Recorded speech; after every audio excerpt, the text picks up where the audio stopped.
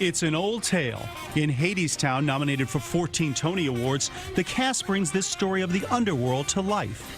The musical's journey was 13 years in the making in what began as a concept album. Thrilled, you know, I never expected it, and I'm so grateful on behalf of myself and the many, many artists who have come together to make this show happen over many years. Hadestown creative team is led by 3 women.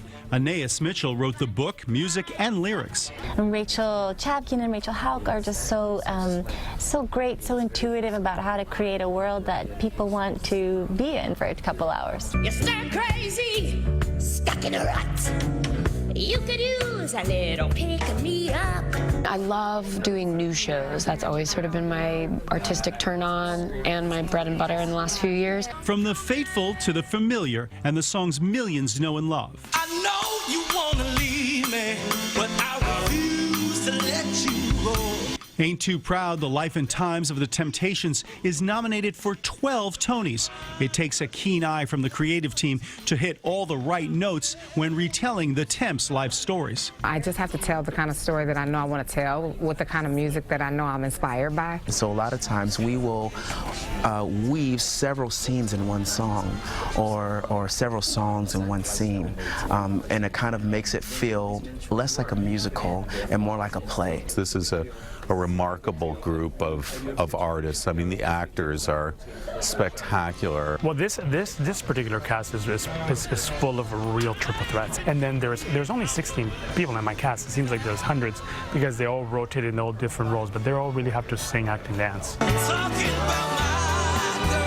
The thing I think I've had to really work the hardest for is the vocals. I'm playing David Ruffin, and he has a sound we all know that is like so harsh. This is textbook Broadway, people. From film to the stage, the musical comedy Tootsie has 11 nominations, including lead actor Santino Fontana. I won't let you down. At the heart of this is an incredible story about a guy who is told he can no longer do the one thing he loves more than anything. What do you do if the world tells you that? It's not that easy to do comedy. It's not easy to write and it's not easy to perform. And they're all at their top of their game. And that's, I think, the heart of the show, is it's so funny. I'll be your guide. Beetlejuice is another movie adaptation with 8 Tony nods. This Best Musical nominee is creepy and courageous. This was a different thing. It's called Beetlejuice. It has all the characters in it, but the story we're telling is very different, very relatable. It has a really big, beating, emotional heart at the center of it. Making the stage magical is the brainchild of scenic designer David Corrins. It's for sure the most complicated set design I have ever done, and I think it's the most complicated set design I've ever seen. It is a massive show. It has multiple worlds, multiple sets, and every single piece of scenery has some lighting tricks, some illusions, some magic tricks, some puppets, some crazy thing happening in it. But till the day comes, I say cue the drums, it's time to dance. The Prom is the final show nominated as Best Musical. It has 7 Tony nominations, including leading actress. They did such a great job of writing Emma honestly, and she's such a real character, and people connect with that, and people are coming up to me and saying that they feel seen for the first time. You get this like big, broad Broadway comedy, but then there's also this like little nugget of gold and heart in the middle of it.